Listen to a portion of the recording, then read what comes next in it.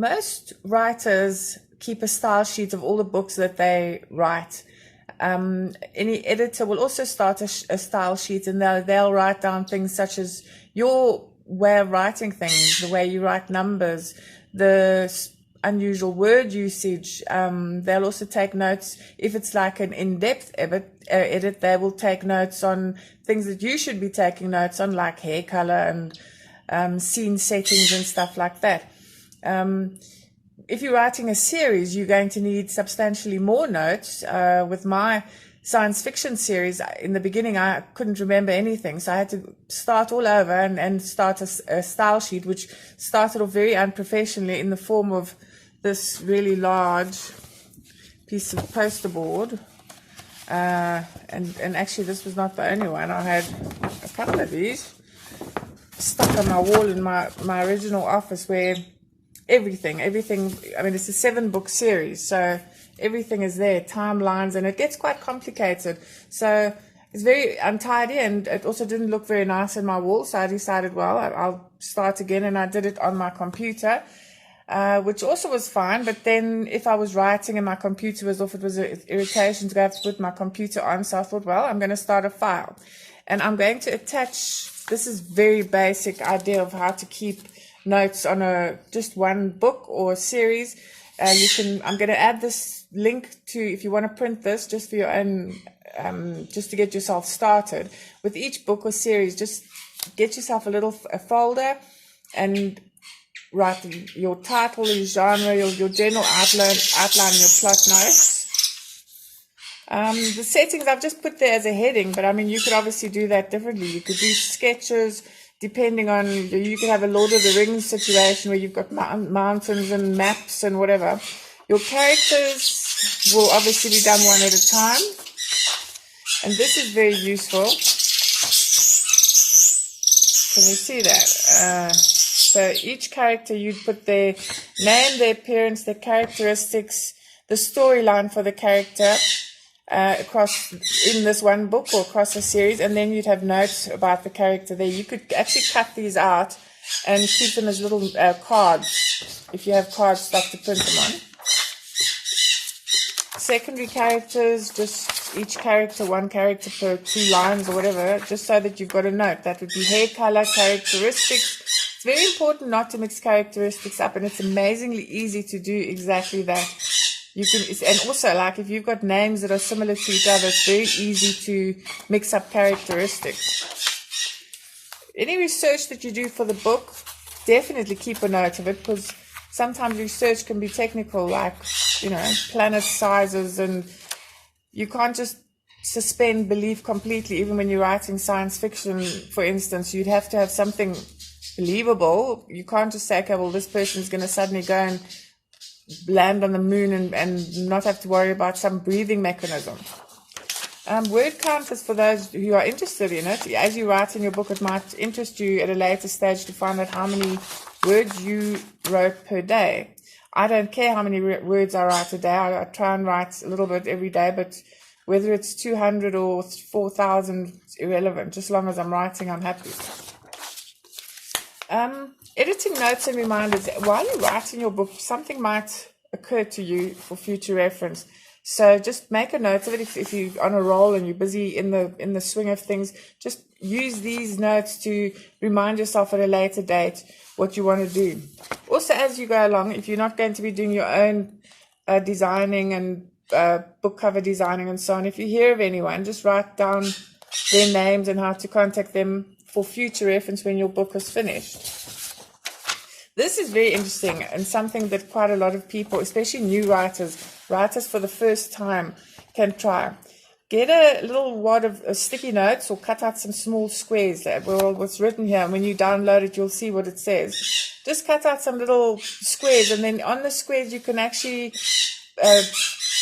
write your characters. Each square would be either a scene, a character, or a situation, and then you can move them around and add to them, and it's just such a lot of fun to create a story jigsaw. If you want to do that, that's included in the note. And here's just some cutouts for you. You could try and just cut them out and use them.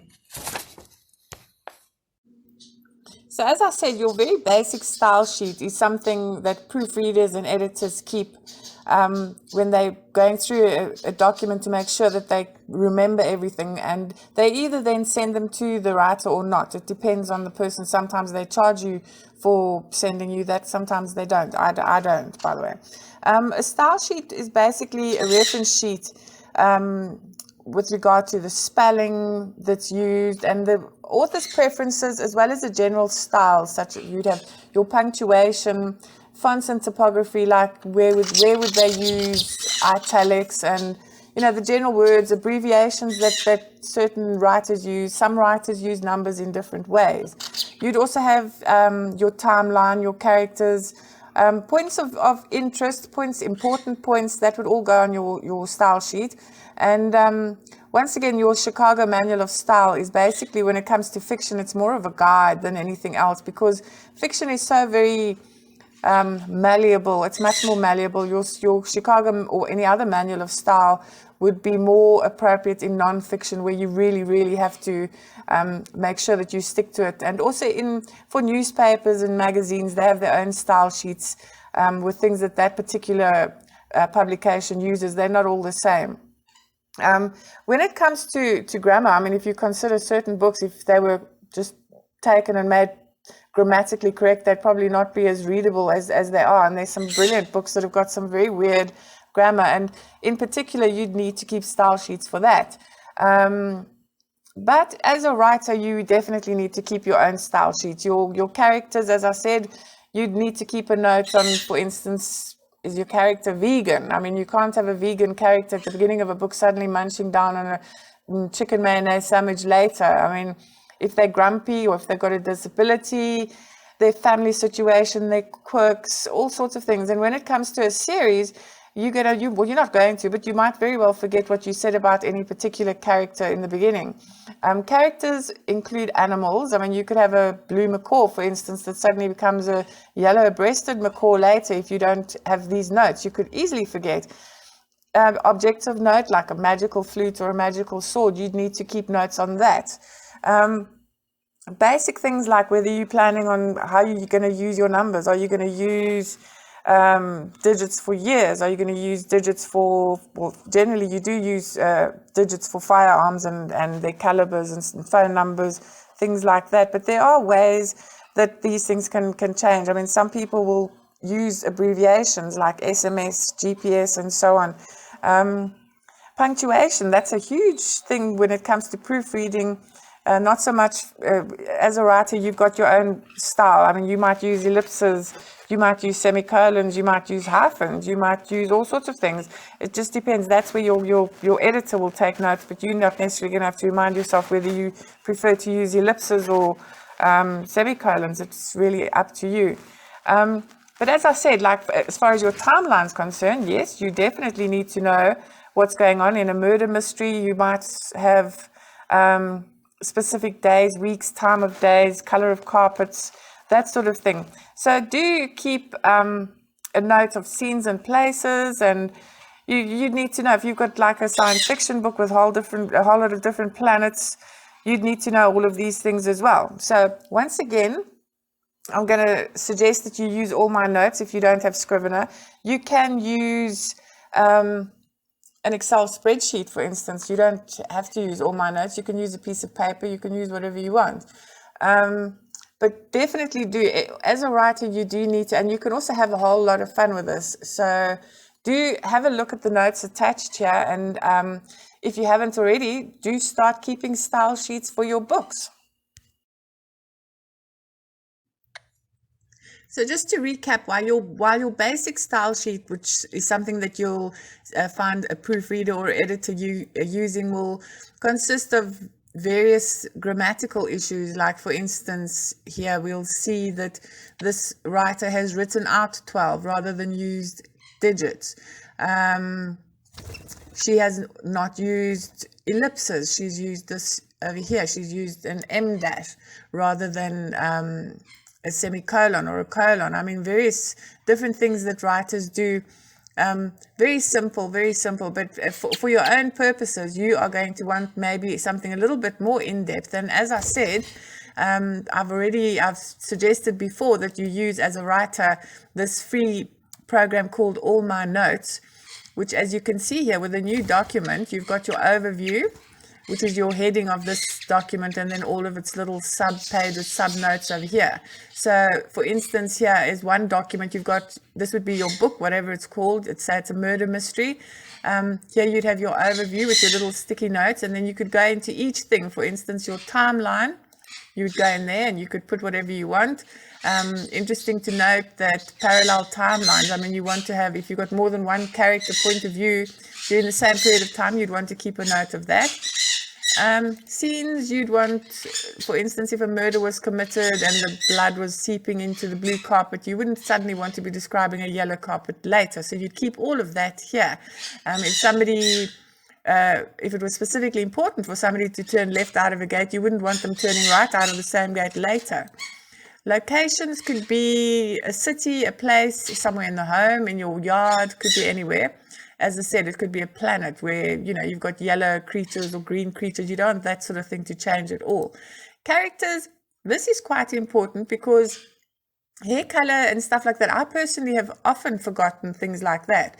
So if you, for instance, take your little character here, this little scribble, and just say you've got your little character starting out and there she goes and she's very gorgeous and pretty, and you mention her long flowing blonde locks, I mean, that's wonderful. And then as you go, you're writing along and you've got another 10 characters, sub characters, and you might actually remember it incorrectly. You might think, oh yeah, well, now I'm sure I made her brunette in the beginning and I gave her brown eyes or blue eyes or whatever in the beginning. Hopefully you will remember, but it's unlikely that you will, especially if you've got a lot of characters.